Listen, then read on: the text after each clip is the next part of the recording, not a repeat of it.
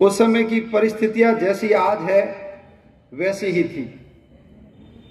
सत्ता में लोग थे, लेकिन कोई ज्ञान चर्चा में लगा हुआ था, कोई राग रंग में डूबा हुआ था। समाज के भीतर जाकर के उसको जगाने का काम हो नहीं रहा था। जैसे आज पाकिस्तान आतंक का अड्डा है, ऐसे ही आतंक का अड्डा लंका हुआ करती थी। रावण उसका डॉन था। उसके आतंकवादी ठेठ भारत के नासिक और पंचवटी तक आ गए थे। शूर्पणखा आई, ताड़का आई, सुबाहु, मारीच, बाली, त्रिशिरा। संत यज्ञ कर नहीं सकते थे, कोई महिला सुरक्षित नहीं थी। जब राजकुमार की पत्नी का अपहरण कोई कर सकता है तो आम महिला की स्थिति क्या रही होगी, आप उसकी कल्पना कर सकते हो। किसी भी नदी का पानी आचमन के योग्य नहीं था। समाज भय से व्याप्त था। यज्ञों के अंदर हड्डियां डाली जाती थी, मांस के लोथड़े डाले जाते थे। ऐसी विषम परिस्थिति में संतों को चिंता हुई कि देश की युवा पीढ़ी को यदि आगे नहीं लाएंगे तो देश समाज की रक्षा नहीं हो पाएगी। इसलिए वशिष्ठ, विश्वामित्र, गौतम और अत्रि, इन 4 ऋषियों ने समाज की युवा पीढ़ी को जगाने का काम किया। दशरथ के वहां जाते हैं, अपनी रक्षा के लिए राम को मांगते हैं। दशरथ ने कहा मैं चल करके रक्षा करूंगा, लेकिन विश्वामित्र ने कहा नहीं, आप नहीं चाहिए, मुझे तो राम चाहिए। और उनको लेकर के जंगल में जाते हैं, हड्डियों के ढेर दिखाते हैं। राम को ऐसा लगता है कि यहाँ कोई अकाल पड़ा था, पशु मर गए, हड्डियों के ढेर लग गए। लेकिन महर्षि बोलते हैं कि ये पशुओं की हड्डियां नहीं है, ये मनुष्यों की हड्डियां है। राक्षसों ने खा खा करके इसके ढेर लगा दिए। और जब उस करुण स्थिति को राम देखते हैं तो अपनी भुजा ऊपर करके, राम अपनी दाहिनी भुजा ऊपर करके प्रतिज्ञा करते हैं, निशिचर हीन करऊं मही भुज उठाए प्रण की। मैं इस धरती को निशाचरों से विहीन कर दूंगा। और फिर इसी संतों की योजना से राम को 14 वर्ष के लिए घर से निकाला जाता है, समाज के बीच में भेजा जाता है। समाज में उस समय जो कुरीतियां थी उसको ठीक करने का काम भगवान राम करते हैं। भगवान राम जब घर से निकलते हैं कष्ट ही कष्ट आते हैं। और ये तो हम जानते हैं कि धर्म के रास्ते में, देश समाज की रक्षा के रास्ते में कष्ट आते हैं। ये कंट काकीर्ण मार्ग में सरल रास्ता नहीं है, सरल रास्ता नहीं है। इसलिए भगवान राम की पत्नी का अपहरण हो जाता है। भगवान राम के उसका भाई भरत उनसे खड़ाऊ मांग के ले जाता है। 14 साल तक नंगा घूमना पड़ता है, कोई सहयोगी नहीं। समाज के लोगों को जगा करके मैं सेना बनाऊंगा। समाज के लोगों को तलवार चलाना, भाला फेंकना, रथ का संचालन करना, घुड़सवारी करना, ये मैं करूंगा। इसलिए भगवान राम ने सामान्य लोगों को संगठित करके असामान्य बनाने का काम किया। और उस समय का जो सबसे बड़ा राक्षस था, देश विरोधी व्यक्ति था, उसके घर में जाकर के भगवान राम ने उसको मारने का काम किया। और जब लंका से आने लगे, लक्ष्मण ने कहा भैया लंका बहुत अच्छी है, सोने की चांदी की सड़कें, हीरे मोतियों की झालरें लटक रही है, समुद्र के बीच में कितना सुंदर टापू है, मेरा मन करता है यहीं रह जाओ। तो भगवान राम कहते हैं अपि स्वर्णमयी लंका न में लक्ष्मण रोचते जननी जन्म भूमिश्च स्वर्गादपि गरियसी। हे लक्ष्मण, अपितु ये लंका सोने की है, फिर भी मुझे अच्छी नहीं लगती। क्यों? क्योंकि जन्म देने वाली माँ और जन्म भूमि ये तो स्वर्ग से बढ़कर है। ठोकर मार करके आ गए। बाली को मारने के बाद भी बाली के राज्य के ऊपर अधिकार नहीं किया। रावण को मारने के बाद भी रावण के उस सोने के पूरी की पूरी लंका के टापू के ऊपर उन्होंने अधिकार नहीं किया। ये भगवान राम का जीवन है। महिलाओं को सम्मान देना, इसलिए सबरी के वहां जाकर के वो बैर खाते। भगवान राम को दशरथ ने नहीं कहा था कि वन जाओ, दशरथ मुंह से बोल ही नहीं पाया। किसने कहा था? कैकेयी ने कहा था। और उस महिला की बात का मान रखते हुए भगवान राम 14 साल तक कहां चले गए? जंगल में चले गए। समाज के निचले तबके से, चाहे निषाद राज गु हो, चाहे जटायु नाम का व्यक्ति रहा होगा, इन सब लोगों को गले लगाया और समाज में बिखरे हुए मोती जैसे लोग, उनको चुन चुन करके एक अजय संगठन बनाने का काम भगवान राम ने किया। यदि भगवान राम 14 साल जंगल में नहीं जाते तो वो दशरथ नंदन राम तो हो सकते थे, कौशल्या नंदन राम हो सकते थे, लेकिन मर्यादा पुरुषोत्तम राम बनाने का काम किसने किया? 14 साल के वनवास ने, प्रवास ने, समाज के बीच में जाकर के काम करने के कारण ही आज हम उनको मर्यादा पुरुषोत्तम भगवान राम बोलते हैं। ये किसी अन्य महापुरुष के आगे नहीं लगता। समाज में बहुत अच्छे लोग हैं, ढूंढने वाला चाहिए। भगवान राम ने हनुमान को ढूंढ लिया, भगवान राम ने नल और नील को ढूंढा, भगवान राम ने सुग्रीव को ढूंढा, बाली को ढूंढा, सुषेण नाम के व्यक्ति को ढूंढा, और दुश्मन के घर में से भी यदि अच्छा व्यक्ति है तो उसको उठा करके अपने पाले में लेकर के आ जाना चाहिए। इसलिए रावण के भाई विभीषण को भी अपने पाले में लाने का काम किसने किया? भगवान श्री राम ने किया। लंका से वापस आ गए, सबसे पहले चरण स्पर्श किसके किए? सबसे पहले केकई के। क्यों? यदि मैं मेरी मां के, कौशल्या के करूंगा तो केकई के मन में ग्लानि का भाव है और ग्लानि बढ़ेगी, इसलिए उसके चरणों को पहले हाथ लगाया। ऐसे भगवान राम जन जन के अंदर बसे हुए, जन्म की यात्रा पूरी करने के बाद जब आदमी अपने धाम में चला जाता है तो राम नाम सत्य बोलते हैं। पैर में कोई कांटा चुभ जाए और कुछ हो जाए तो हम किसी का नाम नहीं लेते, हाय राम करके उस कांटे को निकाल करके दर्द को पी जाते हैं। ऐसे भगवान राम का जन्म उत्सव सारे समाज के लोग मिलकर के मनाएं और उनके जीवन से सीखें। आज के इस कार्यक्रम का और आगे जो 10 तारीख को होने वाला है रामनवमी के दिन, इसका हेतु यही है। हमारा समाज अजय समाज था, हमारा समाज दुनिया में सर्वोत्तम समाज था। कारण कि हमको बनाने वाला भगवान है। ये हमको अंग्रेजों ने मूर्ख बनाने के लिए कहा है कि समुद्र के अंदर पहले कीड़ा पैदा हुआ, कीड़े के पूंछ निकली तो वो मछली बन गई, मछली की पूंछ घिस गई तो वो मेंढक बन गया, मेंढक की फिर पूंछ निकली तो बंदर बन गया, और बंदर की पूंछ घिस गई तो तुम होंगे बंदर की औलाद। लेकिन हम बंदर की औलाद नहीं है, हम तो परमात्मा की औलाद है। अंडा पहले हुआ या मुर्गी, एक सब बच्चे पूछते तो अपने अटक जाते हैं। हमारे शास्त्र कहते हैं कि कोई भी चीज बिना कारण के नहीं होती, कोई न कोई करता जरूर होता है। ये माइक भी किसी ने बनाया है, ऐसा नहीं कि धमाका हुआ और सवेरे माइक बन गया, ऐसा कभी नहीं होता। तो परमात्मा ही है, उसी ने ही धरती बनाई। क्यों बनाई? क्योंकि परमात्मा अकेले थे और मैं अकेला हूं, आनंद नहीं आता। आज देखो इतने लोग मिले, कितना आनंद आता है।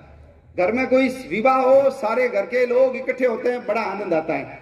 तो एको अहम बहुश्याम, मैं एक हूं, मुझे बहुत होना चाहिए, ऐसा सोच करके भगवान ने ये सृष्टि बनाई।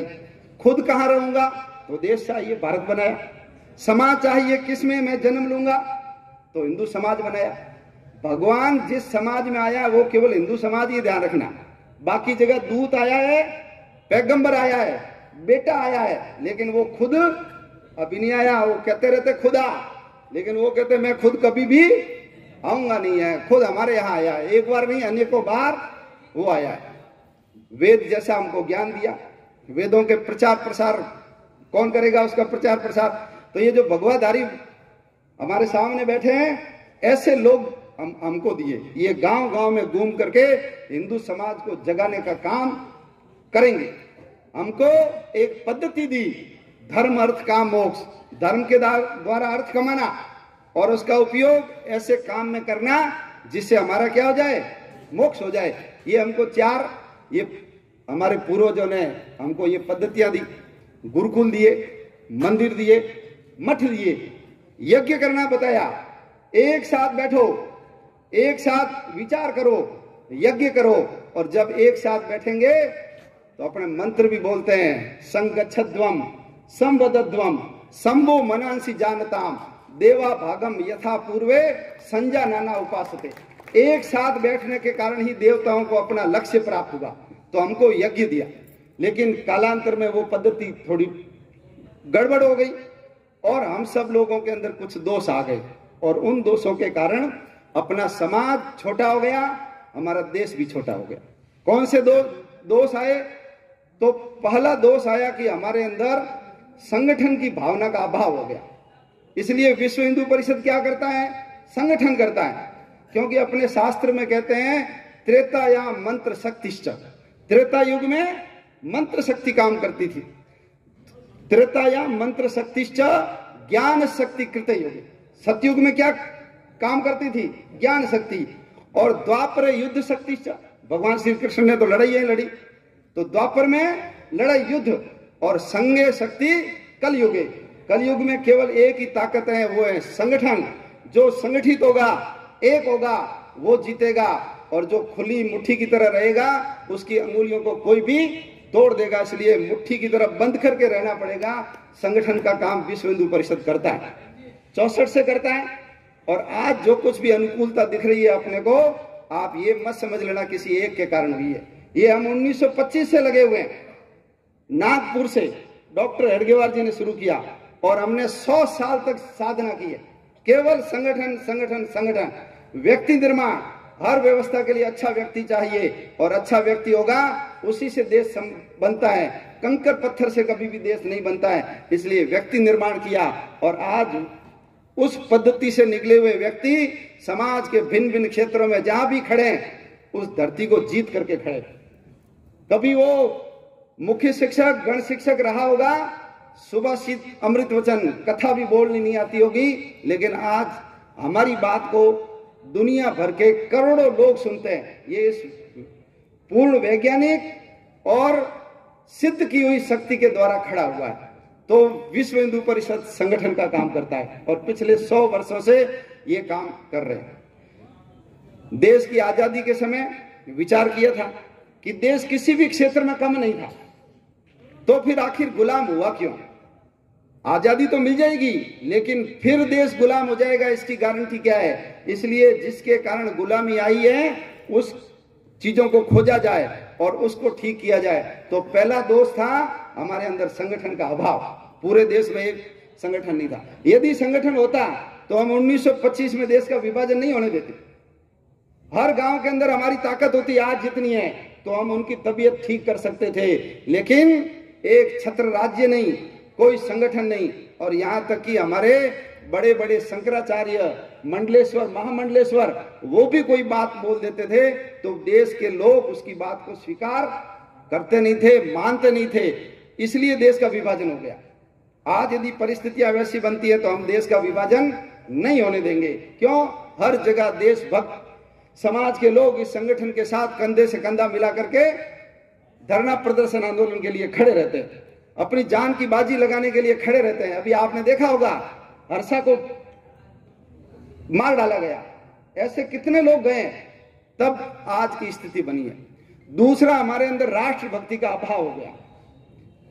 मैं, मेरा परिवार, समाज भाड़ में जाए, दुनिया चूल्हे में जाए, मुझे कोई लेना देना नहीं है, मेरा फायदा होना चाहिए। और पड़ोसी को सबक सिखाने के लिए परकीय व्यक्तियों से भी हमने दोस्ती कर ली। आपको याद होगा सिकंदर आया, हमारा पोरस खड़ा हुआ, लेकिन पड़ोसी राजा आम्बी कहां जाकर के खड़ा हो गया? सिकंदर के साथ। उसी ने भेद बताए। पृथ्वीराज चौहान, मोहम्मद गोरी, पड़ोसी राजा जयचंद कहां जाकर के मिला? मोहम्मद गोरी से जाकर के मिला। हमारे अमर सिंह राठौड़ साले नहीं, आगरा में ले जाकर के मरवा डाला। महाराणा प्रताप सगा भाई शक्ति सिंह अकबर से जाकर के मिलता है। एक नहीं अनेकों उदाहरण। 3-3 घंटे पूजा तो करेंगे, शंकर भगवान के ऊपर जल चढ़ाएंगे, लेकिन चाकरी किसकी करेंगे? जो गायों को मारता है, मंदिरों को तोड़ता है, महिलाओं का सील भंग करता है, उसकी नौकरी करेंगे। और पकड़ने के लिए छत्रपति शिवाजी महाराज जैसे व्यक्ति जो हिंदू पद पातशाही की स्थापना करने में लगे हुए थे, उसको पकड़ने के लिए जाएंगे। हमको पता ही नहीं कौन अपना कौन पराया। इतने ईर्ष्यालु हो गए, इतने एक दूसरे से चिढ़ने लगे। भगवान को कहते थे, भगवान मेरी दोनों आंखें फोड़ दे, लेकिन पड़ोसी की एक आंख तो जरूर फोड़ दे। ऐसे हो गए हम। तो हमारे अंदर देशभक्ति का अभाव हो गया, देशभक्ति का अभाव। फिर हमने हमारे देवताओं से सीखना बंद कर दिया, देवताओं को केवल पूजा की वस्तु बना दिया, पूजा की वस्तु बना दिया। आपको कई बार बच्चे या लोग सवाल करते हैं कि भगवान राम ने बाली को छुप करके मारा, पूछते हैं ना, आपको भी लगता है भगवान बाली को छुप के मार दिया, तो फिर क्या करते हो, खुद मरते क्या? यदि आपसे कोई बलवान है, मजबूत है, तो आप क्या करोगे, जाके लड़ोगे उससे। और यदि आप मर गए तो कभी भी धर्म की स्थापना मरा हुआ व्यक्ति नहीं कर सकता। धर्म की स्थापना करनी तो हमको क्या करना पड़ेगा, जिंदा रहना पड़ेगा। ये सद्गुण के रूप में हमारे सामने विकृति आ गई। पोरस के सामने सिकंदर नीचे गिर गया था, वो एक भाला मारता ना तो उसके छाती में से जमीन में घुस जाता भाला, लेकिन पोरस ने बोलो सिकंदर को छोड़ा या नहीं छोड़ा, तभी तो उसका सेल्यूकस आया बाद में। हमारे पृथ्वीराज चौहान 17 बार हराया मोहम्मद गोरी को, हर बार छोड़ा कि नहीं छोड़ा? 18वीं बार ये खुद हारे। आप बताओ पृथ्वीराज चौहान की क्या हालत की, मारा कि नहीं मारा? उनको गजरी ले जाकर के आंखें फोड़ दी, और चंद्र बरदाई और पृथ्वीराज चौहान एक दूसरे को अपने आप मार करके बलिदान हो गए। हमारे देवता सिखाते हैं, हमारे भगवान सिखाते हैं, पापी है, दुष्ट है, छल बल से मारना पड़ेगा तो हम मारेंगे। भगवान कृष्ण ने तो वही किया जिंदगी भर। बोलो, द्रोणाचार्य को मारने के लिए युधिष्ठिर को कहा कि नहीं कहा, तू झूठ बोल, पढ़ा है ना, अश्वत्थामा तो नरो वा कुंजरो। युधिष्ठिर ने कहा मैंने तो बोला ही नहीं जिंदगी में झूठ, झूठ नहीं बोलेगा द्रोणाचार्य मरेगा नहीं, और ये जिंदा रहा तो तुम सबको साफ कर देगा। बोलो झूठ बुलवाया कि नहीं बुलवाया? बुलवाया ना। भीम को कहा दुर्योधन की टांग तोड़ दे, भीम ने कहा ये तो फाउल होता है, कमर से नीचे मारना है, फाउल होता है, तो फिर ये मरेगा ही नहीं। बोलो भीम से करवाया कि नहीं फाउल? कर्ण को चक्का फंसवा दिया पानी कीचड़ करके, और जब वो नियत था हो गया तब अर्जुन को कहा मारो। उसने कहा तू इस छलिए के बातों में मत आना, तो भगवान ने कहा अभी मौका है, नहीं मारा तो ये मरेगा नहीं कभी। जब अभिमन्यु को मारा था तब नियम कानून कायदे कहां गए थे? कर्ण को नियत थे, कर्ण को बोलो गर्दन कटवाई कि नहीं कटवाई अर्जुन से? भीष्म के आगे लाकर खड़ा कर दिया महिला को, क्यों? हम जीतेंगे तो ही धर्म की स्थापना होगी, अन्यथा धर्म की स्थापना नहीं हो सकती। इसलिए हमारे भगवान राम को देखोगे तो सीधा, एकदम सीधे खड़े, दोनों टांगे सीधी, दोनों हाथ सीधे, आशीर्वाद की मुद्रा में। लेकिन कृष्ण भगवान को आप देखो, उनका कोई चीज सीधी नहीं है, हाथ टेढ़े हैं, मुकुट भी टेढ़ा है, और टांगे भी कैसी है कि नहीं है? क्यों ऐसी बताओ? क्यों? यदि हमारा दुश्मन रावण जैसा होगा तो हम भी राम जैसे बनेंगे। आप वैसे दोनों बदमाश थे, रावण और दुर्योधन, लेकिन दोनों में से ज्यादा बदमाश कौन था बताओ? कौन था बताओ? यदि ग्रेड तय करें, फर्स्ट ग्रेड सेकंड ग्रेड, कौन था? रावण चाहता तो सीता को अपने महल में बंदी बना सकता था, लेकिन उसने कहां ले जाके रखा? उसको खुले मैदान में रखा। क्यों रखा खुले मैदान में? ताकि दुनिया देखे कि सीता एकदम खुले मैदान में बैठी है, रावण ने कभी उसको स्पर्श नहीं किया, और मैं आऊंगा जाऊंगा तो पूरी दुनिया देखेगी। महल में रखते तो आज हमारी हो सकता है धारणा अलग बन जाती। लेकिन दुर्योधन कैसा है? वो अपनी भाभी की भरी सभा के अंदर साड़ी उतार करके बोलो नंगा करने का काम कर रहा है कि नहीं कर रहा है? तो यदि रावण जैसा होगा तो हमारे भगवान भी राम जैसे होंगे, सीधे। और सामने यदि कपटी होंगे, टेढ़े लोग होंगे, तो सीधी अंगुली से कभी घी नहीं निकलता, इसलिए टेढ़ी अंगुली करनी पड़ती है। इसलिए राम का फोटो सीधा है, रोटी पलटनी है, चिमटे से काम चल जाता। चिमटा ऐसे ही होता है ना, सीधा, लेकिन गरम गरम भगोला है जिसमें दूध उफन रहा है, या कढ़ाई है जिसके अंदर तेल खोल रहा है, तो बोलो चिमटे से उठता है क्या? क्या चाहिए? संडासी चाहिए कि नहीं चाहिए? तो भगवान कृष्ण की टांगे कैसी है? संडासी जैसी है। तो ये हमको सिखाते हैं, लेकिन हमने उनको केवल पूजा की वस्तु, हथियार वाले फोटो घर पे लगाएंगे, घर पे कोई हथियार नहीं हमारा। तो ये सद्गुण विकृतियां हमारे अंदर आ गई। हमने इस्लाम का अध्ययन बंद कर दिया। क्या है इनकी पुस्तक में? है इनका इतिहास क्या है? इन्होंने कैसा व्यवहार किया है? उनकी छोड़ो, हम तो हमारी शास्त्र भी पढ़ते नहीं है, हमारे शास्त्र भी, और जो पढ़ते हैं वो उल्टा पढ़ते हैं।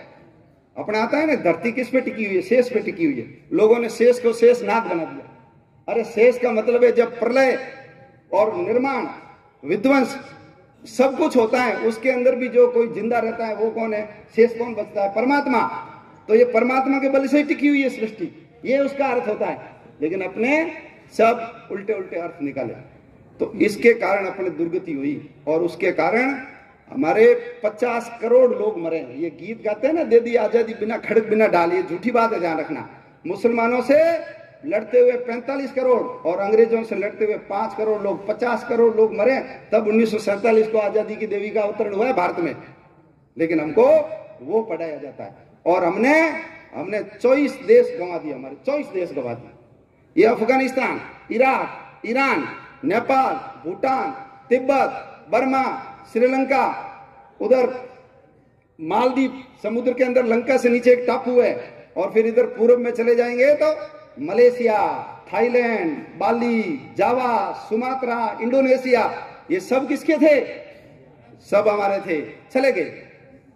इजराइलियों को जब इजराइल से भगाया गया, तो इजरायली लोग जब बेबीलोन या भारत में आए थे शरण लेने के लिए, तो हमेशा इजराइल की ओर मुंह करके रोते थे। उन्होंने तय कर लिया कोई हम उत्सव नहीं मनाएंगे, उन्होंने तय कर लिया कि हम उत्साह के गीत नहीं गाएंगे, विरह के गीत गाएंगे। और जब भी दो मिलकर के बिछड़ते थे तो बोलते थे अगली साल कहां मिलेंगे? यरूशलेम में मिलेंगे, यरूशलेम को भूलेंगे नहीं। लेकिन आज बताइए, ये जितने स्थान हमारे हाथ से चले गए, हम उसके लिए कितने पीड़ित है। जो वहां से भाग करके आए, भगा दिया जिनको, यहां करके बसे, वो भी अपने कार्यक्रमों में कभी उस भूमि को याद नहीं करते, उसके लिए कोई संगठन काम नहीं करता। इजरायलियों से सीखना चाहिए। तो हमारी जमीन गई, हमारी आबादी भी कम हुई, और ये कई कुरीतियां इनके कारण आ गई है। मैंने पिछली बार बोला था, उसको मैं रिपीट नहीं करूंगा। उसमें सबसे बड़ी समस्या छुआछूत की है, इनके कारण आई। पहले नहीं थी भारत के अंदर छुआछूत। और जब मुसलमानों को हमने यहां से भगा दिया, थोड़ी सी उनकी रही थी, केवल लाल चांदनी चौक से लाल किला और लाल किले से चांदनी चौक, बूढ़ा जो राजा था वो मराठों को टैक्स देता था, बहादुर शाह जफर, और किले पे हरे रंग के झंडे के साथ भगवा झंडा भी रहता था। लेकिन उस समय धूर्त अंग्रेज भारत में आए और उन्होंने हमको जड़ों से काटने का काम किया। मुसलमानों ने क्रूरता से और ईसाइयों ने धूर्तता से हमको ठगाया, और हम सब लोग उसके अंदर फंसते गए। उन्होंने शिक्षा में परिवर्तन करके हमको मानसिक रूप से ऐसा बना दिया कि आज भी हम उसको अपने अंदर से निकाल नहीं पा रहे। सिकंदर महान, तो महान था तो भागा क्यों फिर? बताओ। उन्होंने कहा आर्य बाहर से आए, कहां से आए बताओ आप? है कहीं दुनिया में निशान? कोई पर्वत, नदियां, कोई तीज त्योहार, रीति रिवाज कहीं भी नहीं है। लेकिन हमने मान लिया आर्य बाहर से आए। क्यों? जब आर्यों को बाहर से बताएंगे तो यहाँ के लोग तो लड़ेंगे नहीं कि हम भी बाहर से आए, तुम भी बाहर से हो, ये धर्मशाला है देश। हिंदू शब्द की व्याख्या बदल दी, और जब सिंधु से हिंदू बनाए, एक अभी अखबार वाले ने छापा था, सिंधु से क्या बनाए? हिंदू। तो यदि सिंधु से हिंदू बनाए तो बोलो सिंधु नदी का नाम हिंदू नदी हुआ क्या? हुआ क्या? हो जाना चाहिए था ना। तो जिसके कारण नाम हुआ है तो वो तो सिंधु की सिंधु है, और ये शब्द हिंदू बन गया। तो सरस्वती नदी भी क्या बन जानी चाहिए थी? यदि स को अ बोलते हैं तो सरस्वती नदी भी सरस्वती नदी बननी चाहिए ना, नहीं बनी। उन्होंने कर दिया। एवरेस्ट का नाम बदल, एवरेस्ट है, हम तो गौरी शंकर बोलते हैं, सागर माथा। समाज में भेद पैदा करने के लिए इनको कहा ये मूल निवासी है। मूल निवासी तो हम फिर कौन है? और हम भी कई बार बोलते हैं ये आदिवासी है, मूल निवासी है। तो यदि वो आदिवासी है तो आप लोग बाहर से आए हुए हो क्या? हम भी मूल निवासी है, हम भी आदिवासी है, आदि नहीं अनादिवासी है। पूरे दुनिया के अंदर 100 करोड़ लोगों को मारा है। और जब ये कोलंबस और वास्को डी गामा नाम के 2 व्यक्ति बदमाश, एक अमेरिका चला गया था, वहां उन्होंने 10 करोड़ लोगों को मारा। और उस प्रजाति की रक्षा के लिए अमेरिका की सरकार ने एक ऐसा रक्षण के लिए, जैसे शेरों की रक्षा करते हैं ना, वैसे रेड इंडियन की रक्षा के लिए उन्होंने एक आदिवासी दिवस घोषित किया। और वो आदिवासी दिवस यहाँ आ गया, और हम भी उनको आदिवासी बोलते हैं। अरे भाई, शहर में रहने वाला शहरवासी, जंगल में रहने वाला पहाड़ में रहने वाला पहाड़वासी, गांव में रहने वाला गांववासी, वैसे ही जो वनों में रहेगा वो क्या होगा? वनवासी। लेकिन हम उसको कहते हैं आदिवासी। आदिवासी मतलब तुम मूल हो, हम कहाँ के हैं? ये सब धूर्तता अंग्रेजों के कारण है। हमारा इतिहास पुराना है। इसलिए ले दे करके कहा हाँ, जीरो का आविष्कार भारत ने किया। तो जीरो का आविष्कार आर्यभट्ट ने 1600 साल पहले किया। तो यदि 1600 साल पहले जीरो बनाया, तो आप बताइए रावण के जो 10 सिर थे 8,80,000 साल पहले, तो बिना जीरो के 8-10 सिरों की गणना हो जाती थी क्या? होती थी क्या? नहीं होती थी। 100 कौरव बिना जीरो की 100 की संख्या आ जाती है क्या? कभी नहीं आती। 10 रथ, दशानन, तो ये बिना जीरो के आते नहीं है। क्यों? हम करोड़ों साल पुराने, हमारी प्राचीनता को कम करने के लिए एक चीज इन्होंने स्वीकार की। इन्होंने कहा हमारा धर्म वैज्ञानिक नहीं है। वैज्ञानिक नहीं है तो फिर हमारे यहाँ वैदिक गणित है कि नहीं? वैदिक गणित और हमारे आयुर्वेद, वेदों से ही वो सारा साइंस निकला है। तो देश का नाम भी बदल दिया, भारत से क्या बना दिया? इंडिया। और हम गर्व करते हैं, हाँ इंडिया। किसका मैच है? इंडिया और इंग्लैंड का मैच, ऐसा बोलते। इंडिया कहां से? अर्थ क्या होता है इंडिया का? तो ये हमको जड़ों से काटने का काम किया। लेकिन देश की जब आजादी मिलने वाली थी तो लगा था कि शायद देश का विभाजन करके भी ठीक हो जाएंगे, लेकिन अंग्रेज तो दूर थे ना। भारतीय कहीं हमसे बदला नहीं ले ले, इसलिए देश का विभाजन करके जाओ। और पाकिस्तान बनाया। और पाकिस्तान बनाने के बाद भी लगा था कि यदि वो मुस्लिम राष्ट्र बन रहा है तो भारत हिंदू राष्ट्र बनना चाहिए। लेकिन अंग्रेजों को भी ऐसे लोग चाहिए थे जो रूप रंग में हिंदू हो, लेकिन वैचारिक रूप से क्या होना चाहिए? अंग्रेज। इसलिए देश के प्रधानमंत्री भी ऐसे व्यक्ति को बनाओ। देश में 15 कमेटियां थी, उसमें देश में प्रांत 15 ही थे। सभी से पूछा था कि देश का प्रधानमंत्री किसको बनाया जाए। 12 प्रांत कमेटियों ने कहा था किसको बनना है? सरदार वल्लभ भाई पटेल को। 2 ने कहा था हम तटस्थ हैं, और एक ने वो पट्टाभी सीतारामैया का बोला था। लेकिन नेहरू जी माथा नीचे करके बैठ गए। गांधी जी को लगा कि इसको नहीं बनाया तो ये फिर देश तोड़ेगा, इसलिए उनको बनाया गया। और बनाने के बाद उसका परिणाम क्या हुआ है हम सब लोग जानते हैं। आज भी भारतवर्ष में जैसी अंग्रेजों के समय स्थिति थी वो की वो आज स्थिति है। भारत के 3 बड़े दुश्मन हैं। तो उसमें पहला है मार्क्सवादी, यानी मार्क्स के पुत्र। मार्क्स समझ गए? वामपंथी लोग ये भारत में रहते हैं, लेकिन गीत किसके गाते हैं? चाइना के गाते हैं। वहां जब वर्षा होती है ना चाइना में, तो छतरी लेकर के यहां खड़े होते हैं। ये कोर्ट में घुसे हुए हैं, ये पत्रकार बन करके घूम रहे हैं। और जब भी ऐसा कोई विषय आता है तो हमारी हिंदू समाज सभ्यता की निंदा करने से चूकते नहीं है, अपने आप ही जाग जाते हैं। सबरीमला में अपने आप जागेंगे, जल्लूकट्टू में अपने आप ही संज्ञान ले लेंगे, होली के ऊपर पानी वेस्टेज का अपने आप संज्ञान लेंगे, दिवाली के ऊपर प्रदूषण अपने आप संज्ञान ले लेंगे। लेकिन 31 दिसंबर को सब सो जाएंगे, पत्थर मारेंगे जम्मू कश्मीर में, और हमारी सेना जब वापस मारेगी तो मानवाधिकार याद आएगा। लेकिन जब वो पत्थर मारेंगे तो कहेंगे ये भटके हुए युवक है। आतंकवादियों के लिए रात को 2-2 बजे वो कोर्ट खुलवाते हैं।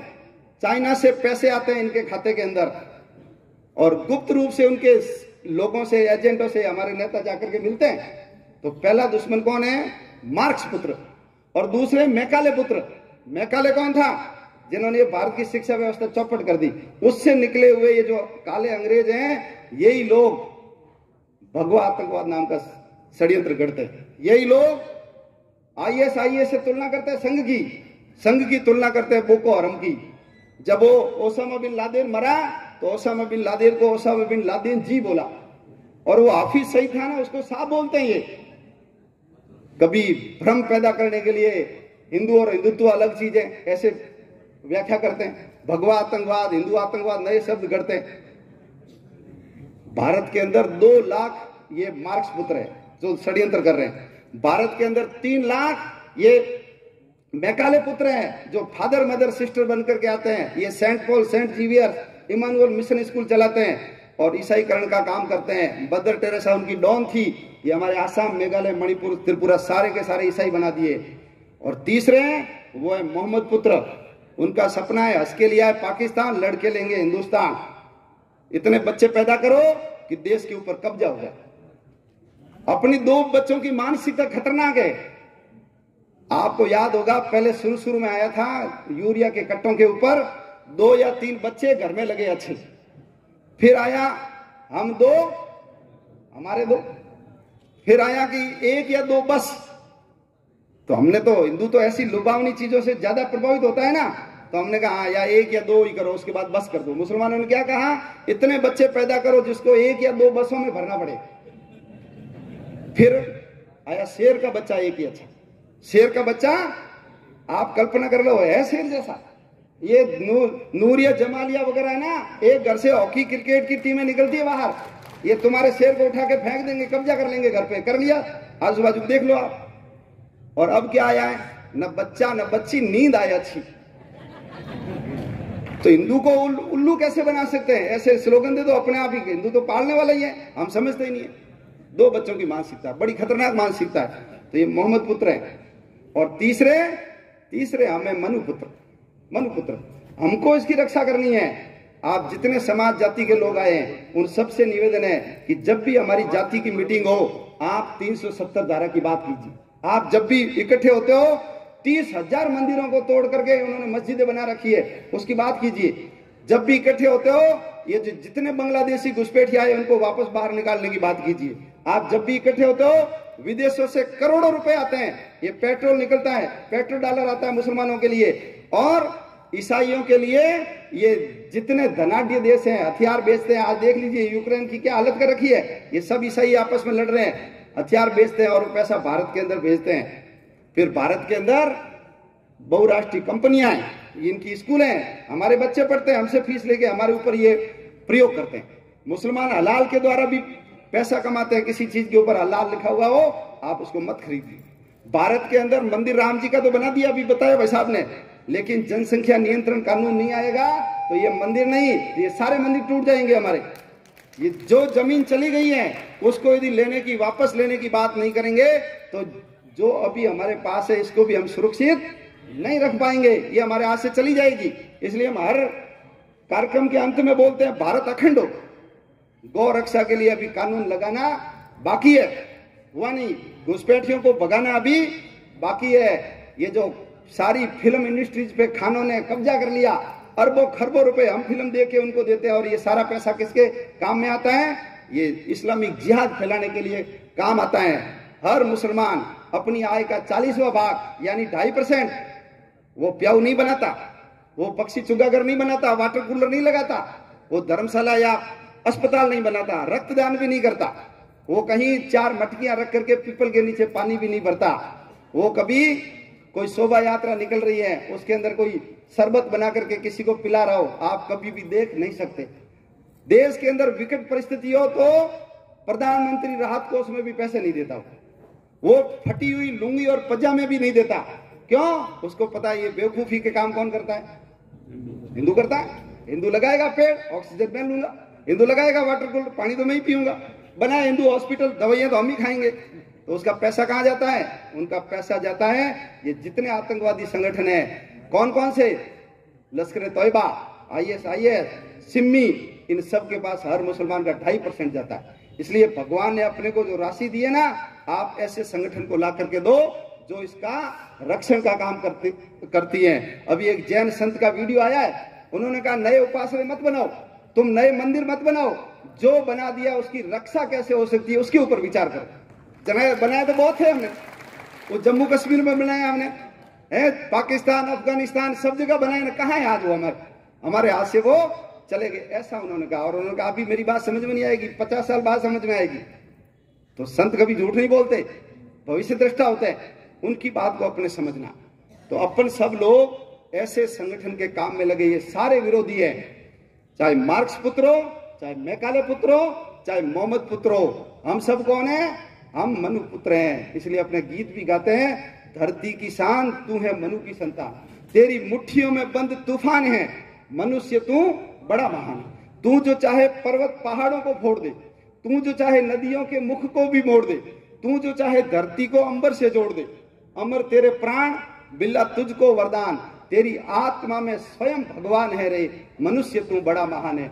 आप अपनी महानता को पहचाने और मैं हिंदू हूं इस भाव को जागृत करें, और आप सब लोग इस पवित्र संगठन में जुड़ करके तन मन और धन से सेवा करेंगे, और रामनवमी के दिन विराट हिंदू स्वरूप उपस्थित करेंगे।